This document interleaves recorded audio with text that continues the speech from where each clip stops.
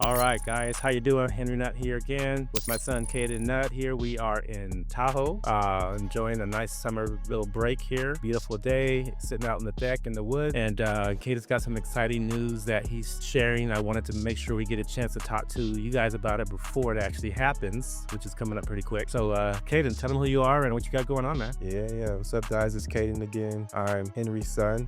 Excited to be with you guys again next weekend on the 27th. Really excited to be a part of the BET weekend experience with the pre-event called the Boss Experience. We'll be up in Hollywood representing Dreamer. A lot of big names in the creative world will be there, so excited to kind of network, to just be in the space of excellence and kind of showcase a lot of the work that we've been doing as a company the past 3 months or so. That's pretty exciting. So the Boss Experience, tell us a little bit about that. Is that an acronym, or what does the Boss Experience mean? Where is it located? What you expect to happen from it, and the excitement around it? Yeah, as far as like the name and stuff, I'm honestly not completely sure. This is kind of an opportunity that really kind of, in a way, fell in my lap by just being in the right place at the right time. I had a connection with a friend named Jay. Shout out to Jay. Hopefully you see this. But we met about 2 or 3 years ago by just kind of randomly networking online, and we stayed in touch over the past few years. And as Dreamer was preparing for our rollout to launch, I reached out to him knowing that he's really, really well connected. Kind of just, hey, we're getting ready to roll out. Would love if you can connect us to some people that you have in mind maybe for us, and the rest is kind of history after that. Very cool, man. So this is happening where again? I'm in Hollywood. Oh, okay. So where the stars are at, I guess so. Yeah. That's awesome, man. So you go next weekend, which is The 27th. Okay, all right. So are you going alone? You got other people going with you, or? As far as I know right now, I think I'll be going by myself. I think one of our teammates is kind of pending, but we'll see. But either way, I'm excited. You'll be in the room, I'll be in the room. connecting with the folks and doing your thing. Yes, absolutely. That's awesome. Yeah. So the last time that we talked, it's been maybe we did our interview here in our backyard. Man, it feels like almost a couple months ago, but maybe it was about a month ago. And you're sharing about your business, and you got some potential funding things happening. You're kind of giving everybody a kind of an update. Since that time, what can you share about what's going on with the Dreamer and how things are going with just the business? Yeah, things are going well. I think for the point and like the stage that we're at, we just launched like a week or two ago now, so that was really exciting. A lot of work went into that. A lot of things went wrong before that. I'm so excited to finally get to the point where it's live and we're actually onboarding people and offering what we think is something really valuable and solves a really big problem to creative people. So your website's live, right? That's your business.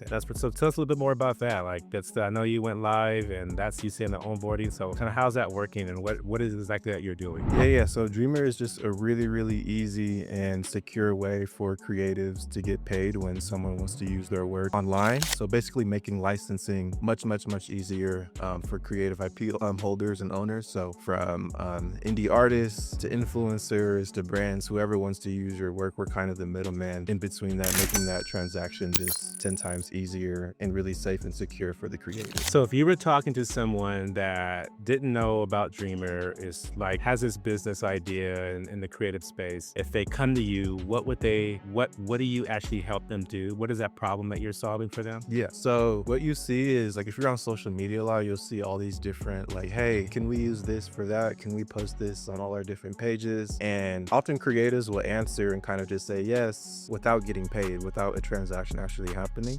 So what we're doing is, I think, really powerful, but also really, really simple. We just kind of create an easy way for creators to actually get paid for doing that and actually turn it into an actual like licensable transaction where they have control, where they have a viewpoint of how it's actually being used, and just have ownership over their work. So you guys like a voice for that individual that's trying to make sure that how they navigate through, they can make money off what their ideas are, and also kind of what some of the behind the scenes things that probably people aren't thinking about. They just want to get their product out or whatever it is they're trying to launch, but all the details of the business part not necessarily known to them, and you get taken advantage of, I imagine, if you don't know those things. Definitely. Yeah. So we actually have like an agent that basically kind of represents the creator. So whenever a let's say a request or an inquiry shows up like in a comment section or in your DMs or maybe even email, we have an agent that will actually detect that request and then handle the entire transaction. So it's detecting it, it's routing it, it's helping with negotiation, it's getting the creator's approval before any transaction goes through, and just making that entire business experience really, really easy for the creative so they can focus on what they do best. All right, so how do people get a hold hold of Dreamer, they want to contact you guys and connect with you? Yeah, so you can find us online at dreamer.biz. That's without the second E, so DREAMR.biz. And you can also reach out to me on social media anytime. You can find me pretty much anywhere. Kadin, Instagram, TikTok, all social media platforms. And yeah, we're onboarding pretty kind of, I guess the word can be like personally. So like people that we know, as we're kind of testing and really making sure things are ready before, we kind of blitz the market. But yeah, I'd love to meet anyone who's interested in what we're doing. So please don't hesitate to reach out. That's awesome. So you guys went live when now? About a week ago. About a week ago? Yeah. Okay. And how things are going? Yeah, we've had some people sign up. I've kind of really just been hustling, kind of doing things that don't scale. So like reaching out to people personally. I sent about like 100 to 200 messages out last week and kind of just doing, the dirty work early to get our first people in. So yeah, we've had a bit of bugs and things on the site that we've had to fix, which is normal. Yep. And kind of frustrating in the beginning, but it's kind of just a part of it. But shout out to Jonathan, my engineer. He's been on top of it. So very cool. So you got a team of people working behind the scenes, making this thing like work and impact. And so that's, people know this, we talked about it a little bit, but I want to just refresh people's memory about what is your why? Why do you guys do this? Why is this important to you? Yeah, that's a good question. I became an entrepreneur about 6 years ago, and I always knew that I wanted to do something along the realms of helping creative people make money in a world where creatives are constantly being taken advantage of, where they're not making what they deserve, where, they're being forced to almost like sell their souls and sign shady contracts without even really knowing. I knew that I wanted to do something that kind of combats that. And over the years, we've kind of tried different things. Most things have failed, but learned a lot from those things and kind of ended up here. And I like to think that what we're working on now is going to be something really, really valuable and hopefully big. Yeah. So I know I see, obviously I follow you and I interact with your site and check out things that you guys are doing. And one of the things I recently saw in regards to, again, that space where you have these creatives, and you mentioned that all these things that are happening online and social media and the internet or whatever, behind that is an individual that has a creative idea and thought, right? And they have to, like, we can take for granted that it just exists, but it doesn't just exist. It's a creative thought, a creative mind that came into fruition that we get to benefit from. And again, talk about that, the essence and the beauty of the world and how important that is a really integral part of life and the things that we see, touch, feel, and experience. And you guys are that group of people behind the scenes that want to make sure that the people who do that, one, get paid, not taken advantage of, and really bringing value and exposure to that creative, I guess, community. Yeah. And there's so much that goes into like a painting, a song, a video. Like an artist is literally giving out like their life experience to you, and there's so much that they put into it. They went through something, they processed it, they found a way to creatively release it to the world. And the truth is, like in our market today and like with AI and all these things, like creative assets and art are things that are really, really, really valued. So I think it's also important for creative people to know that your work does have monetary value, and people actually do want and need these things in the market. So it's just finding a way for them to not be taken advantage of and to do it, to monetize in a way that's efficient and valuable to them with all, the emotional process and everything that goes into it as well. So yeah, I can imagine I imagine there's a part that there's an education that needs to happen to a lot of the new, especially some of the new creatives that have this extreme talent, and they love it so much that sometimes, like, hey, yes, they want to get paid for it, but they also, maybe someone says, hey, we're going to give you X amount of money, but it's really pennies,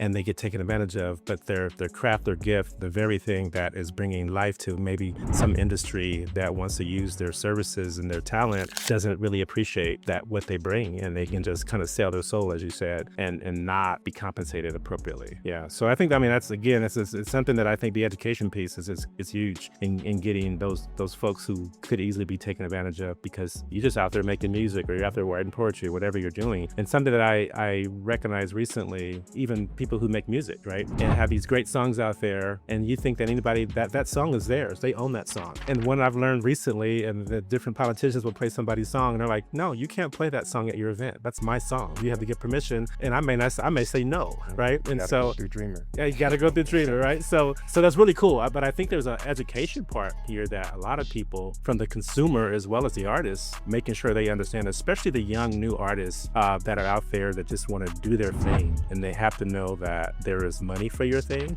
and there's there's a process and there's a structure that is important, so they're protected, right? Yeah. And I relate to that really myself as a creative. Like when I was, writing my books and writing poetry and things like that, I wasn't trying to worry about the business side of it. But with that comes a lot of room, again, to be taken advantage of because you're just not paying attention to it. Yeah. So I think today with the tools that can be developed, there's so much opportunity to provide value for people, especially creative people, so they can really just focus on what they do best. Very cool. Yeah. Well, thanks, Kadin, for sharing. We're going to come back here a little bit later, probably in a new outfit. I had some questions I asked Kadin about some things to think about for his business, and we're going to come back to you with a part 2 on this. But I wanted to get you guys a little bit up to date on what's going on, take advantage of us being out here in this awesome environment. We're going to go out and take in some sun and maybe hit the beach and hang out in our one of our last nights out here in Tahoe. So thanks again for hanging out, and we'll do our next episode here shortly. And thanks guys again for watching. I'm Henry Nutt III, author and construction executive, out here with my son, and honor with what he's doing and respect for his business. So appreciate you, man, for what you're doing. Keep doing what you're doing. See you next time, guys.